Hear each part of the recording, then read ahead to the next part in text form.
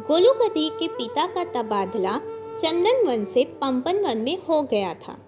गोलू जब से पंपन वन में आया था तब से वह उदास रहने लगा था। कारण यह था कि उसकी पाठशाला में उसे गधा कहकर चिढ़ाया जाता था। गोलू की शाला में उसकी बिरादरी का एक भी छात्र नहीं पढ़ता था, तो दूसरी बिरादरी के सहपाठी उसे गधा गधा कहकर चिढ़ाते थे। वे कहते थे, जब इसका नाम ही गधा है तो सचमुच में यह मोटी अकल वाला होगा।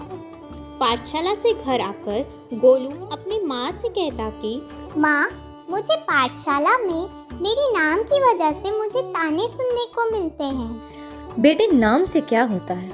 अगर तुम में गुण है तो तुम सबका मुंह बंद कर सकते हो। इसका एकमात्र हल है कि तुम अभी से पढ़ाई में जुट जाओ और अपनी शाला में प्रथम स्थान प्राप्त कर उनके मुंह ताले जड़ दो। गोलू गधे को अपनी माँ की बात जच गई थी।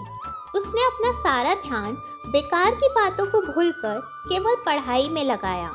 समय बीतने के साथ वार्षिक परीक्षा भी आरंभ हो गई। गोलू ने इसके लिए भरपूर तैयारी कर रखी थी। उसके माता पिता भी उसे बराबर प्रोत्साहित कर रहे थे।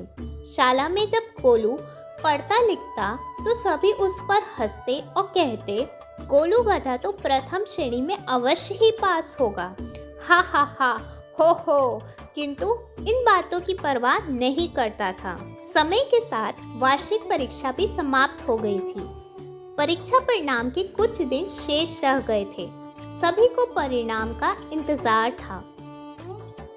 आज परिणाम वाला दिन था। गोलू पहले ही उठ गया था।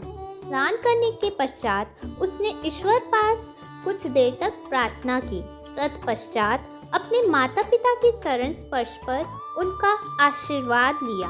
अच्छी तरह से तैयार होकर पाठशाला गया। वहाँ उसके सहपाठी उसे चिढ़ा रहे थे। इसी बीच टीचर भालू ने कक्षा में प्रवेश किया। उन्होंने सभी को शांत रहने को कहा। सभी एकदम शांत थे।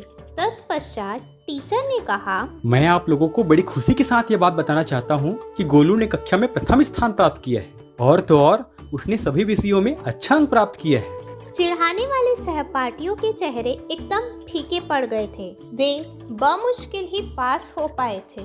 उनकी तो बोलती ही बंद हो गई थी।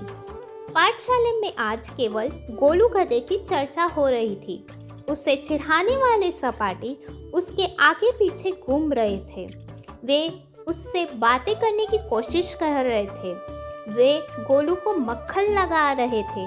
गोलू की 10 उंगलियां घी में थी। वह सोच रहा था, माँ ठीक ही कहती है, हमारे गुण अच्छे होने चाहिए, फिर हमारी पहचान स्वतः ही बन जाती है।